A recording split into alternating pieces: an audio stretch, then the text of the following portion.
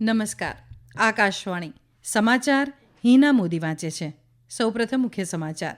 ઓડિશાના પુરીમાં આજે સાંજે ભગવાન જગન્નાથ, ભાઈ બલભદ્ર અને દેવી સુભદ્રાની વિશ્વ પ્રસિદ્ધ રથયાત્રાનો પ્રારંભ થયો, જે 8 દિવસ સુધી ચાલશે. ગુજરાતના અમદાવાદમાં પણ જય રણછોડ માખણ ચોરના નારા સાથે રથયાત્રામાં ભક્તોનું ઘોડાપુર ઉમટ્યું. પ્રધાનમંત્રી નરેન્દ્ર મોદી આવતીકાલથી 3 દિવસ રશિયા અને ઓસ્ટ્રિયાની મુલાકાતે જશે. કેન્દ્રીય ગૃહમંત્રી અમિત શાહે ગુજરાતમાં 80 કરોડના વિકાસ કામોનું ઉદ્ઘાટન કર્યું. સર્વોચ્ચ અદાલતમાં આવતીકાલે નીટ યુજી સંબંધિત અરજીઓ ઉપર સુનાવણી થશે. કાશ્મીર ખીણ પ્રદેશમાં થયેલી 2 જુદી જુદી અથડામણમાં 6 આતંકી ઠાર કરાયા, 2 જવાન શહીદ થયા. અને ભારત અને ઝિમ્બાબ્વે વચ્ચે રમાઈ રહેલી બીજી T20 મેચમાં ભારતનો 100 રને વિજય. સમાચાર વિગતવાર. ઓડિશાના પવિત્ર નગર જગન્નાથપુરીમાં આજે સાંજે ભગવાન જગન્નાથ, ભાઈ બલભદ્ર અને દેવી સુભદ્રાની વિશ્વ પ્રસિદ્ધ રથયાત્રાનો પ્રારંભ થયો છે. ભગવાનના 3 રથ જ્યાં ફરે છે તે ગ્રાન્ડ ટ્રંક રોડ પર ભક્તોનું ઘોડાપુર ઉમટ્યું હતું. રાષ્ટ્રપતિ દ્રૌપદી મુર્મુ વાર્ષિક ઉત્સવમાં જોડાયા છે, જ્યાં વિશ્વના વિવિધ ભાગોમાંથી લાખો ભક્તો રથ ખેંચવા અને ભગવાનના દર્શન કરવા માટે ભેગા થયા છે. આ પવિત્ર તહેવાર ત્રિમૂર્તિ તથા દેવી ગુંડીચા દેવીના મંદિરની યાત્રાને પ્રસ્થાપિત કરે છે અને 8 દિવસ પછી ભગવાનની રથયાત્રા પરત ફરવાની સાથે પૂરી થાય છે.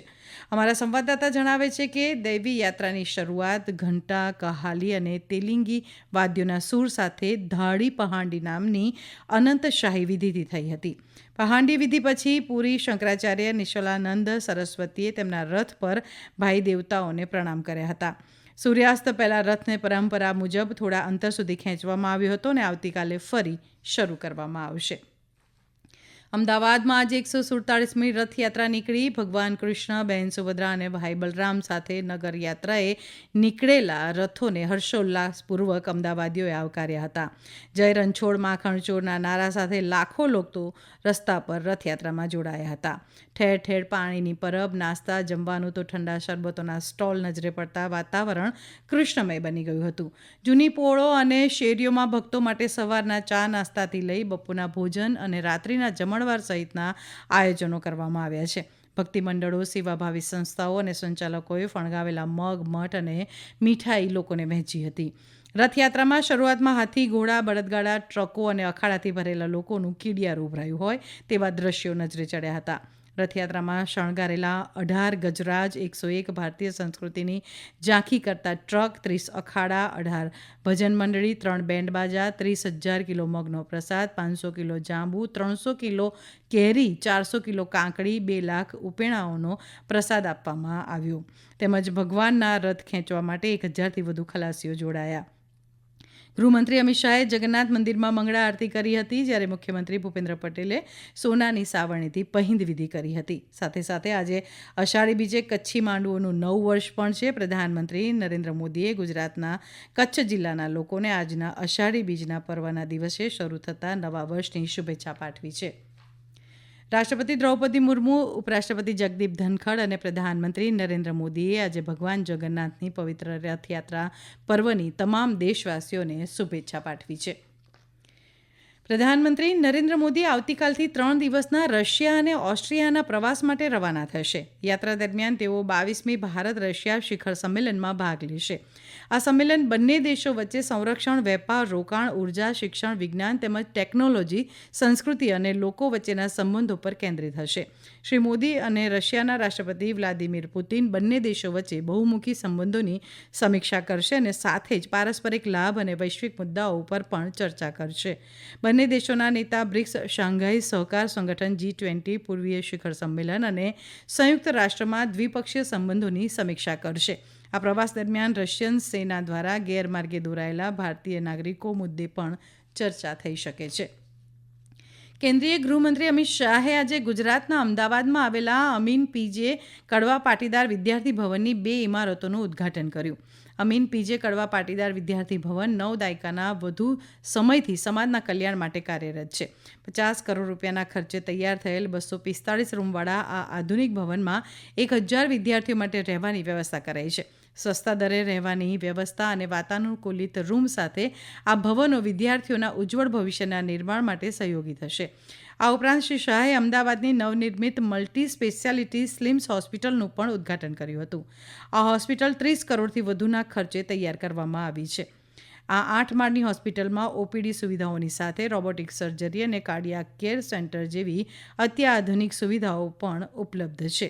શ્રી શાહે આ ઉદ્ઘાટન પ્રસંગે કહ્યું કે આધુનિક સુવિધાઓથી સજ્જ આ હોસ્પિટલ વિસ્તારની તબીબી જરૂરિયાતોને પહોંચી વળવામાં મદદરૂપ થશે. સર્વોચ્ચ અદાલતમાં આવતીકાલે નીટ યુજી સંબંધિત અનેક અરજીઓ પર સુનાવણી થશે. તેમાં નવેસરથી પરીક્ષાની માંગણી કરતી અરજીઓનો પણ સમાવેશ કરાયો છે. સર્વોચ્ચ અદાલતની વેબસાઇટ પર અપલોડ કરવામાં આવેલી યાદી અનુસાર મુખ્ય ન્યાયાધીશ ડીવાય ચંદ્રચૂડ અને ન્યાયમૂર્તિ જે.બી. જસ્ટિસ પારડીવાલા અને જસ્ટિસ મનોજ મિશ્રાની બેન્ચ સમક્ષ 26 અરજીઓ સુનાવણી માટે મૂકવામાં આવી છે. તેમની અરજીઓમાં વિદ્યાર્થીઓએ નીટમાં કથિત ગેરરીતિઓની અલગ અને સ્વતંત્ર તપાસની માંગ કરી છે. નીટના વધી રહેલા વિવાદ વચ્ચે કેન્દ્રએ સર્વોચ્ચ અદાલતમાં એફિડેવિટ દાખલ કરી છે. કેન્દ્રએ કહ્યું છે કે પરીક્ષામાં મોટા પાયે ગેરરીતિઓના કોઈ પુરાવાની ગેરહાજરીમાં નીટ યુજી 2024 ફરીથી કરાવવાની જરૂર નથી. કેન્દ્રએ એવી પણ દલીલ કરી છે કે નવી પરીક્ષા લાખો સાચા ઉમેદવારોના જીવન પર પ્રતિકૂળ અસર કરશે.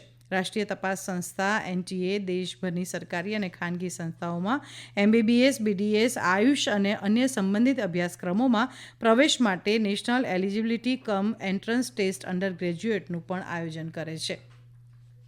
આ સમાચાર આપ આકાશવાણી પરથી સાંભળી રહ્યા છો. આ સમાચાર આપ અમારી YouTube channel AIR news Gujarat પર પણ સાંભળી શકશો.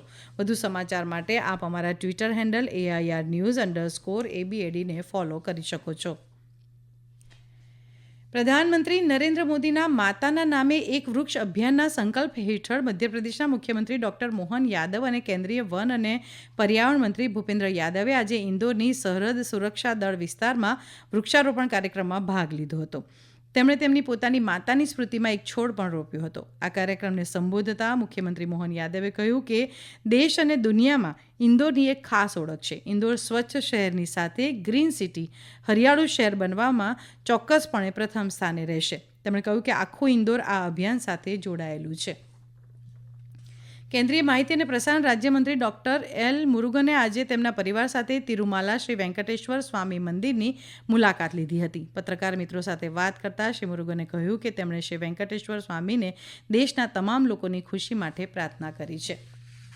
કાશ્મીર ખીણ પ્રદેશમાં થયેલી 2 જુદી જુદી અથડામણમાં 6 આતંકીઓ ઠાર મરાયા છે, જ્યારે 2 જવાન શહીદ થયા છે.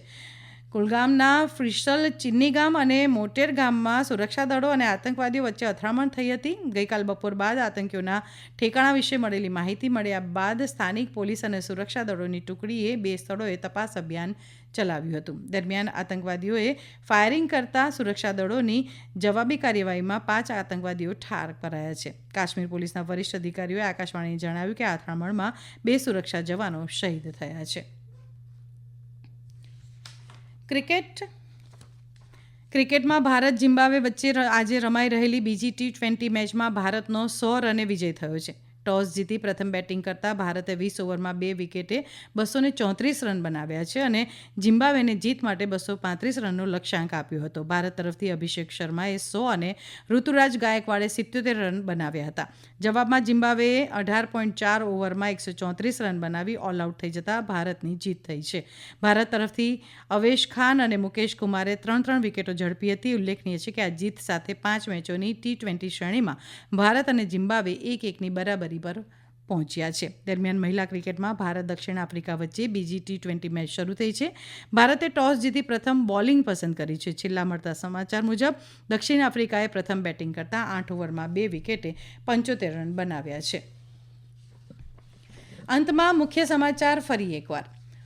ઓડિશાના પુરીમાં આજે સાંજે ભગવાન જગન્નાથ, ભાઈ બલભદ્ર અને દેવી સુભદ્રાની વિશ્વ પ્રસિદ્ધ રથયાત્રાનો પ્રારંભ થયો, જે 8 દિવસ સુધી ચાલશે. ગુજરાતના અમદાવાદમાં પણ જય રણછોડ માખણ ચોરના નારા સાથે રથયાત્રામાં ભક્તોનું ઘોડાપુર ઉમટ્યું. પ્રધાનમંત્રી નરેન્દ્ર મોદી આવતીકાલથી 3 દિવસ રશિયા અને ઓસ્ટ્રિયાની મુલાકાતે જશે. કેન્દ્રીય ગૃહમંત્રી અમિત શાહે ગુજરાતમાં 80 કરોડના વિકાસ કામોનું ઉદ્ઘાટન કર્યું. સર્વોચ્ચ અદાલતમાં આવતીકાલે નીટ યુજી સંબંધિત અરજીઓ પર સુનાવણી થશે.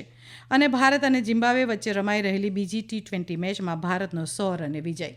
આકાશવાણી પરથી સમાચાર પૂરા થયા.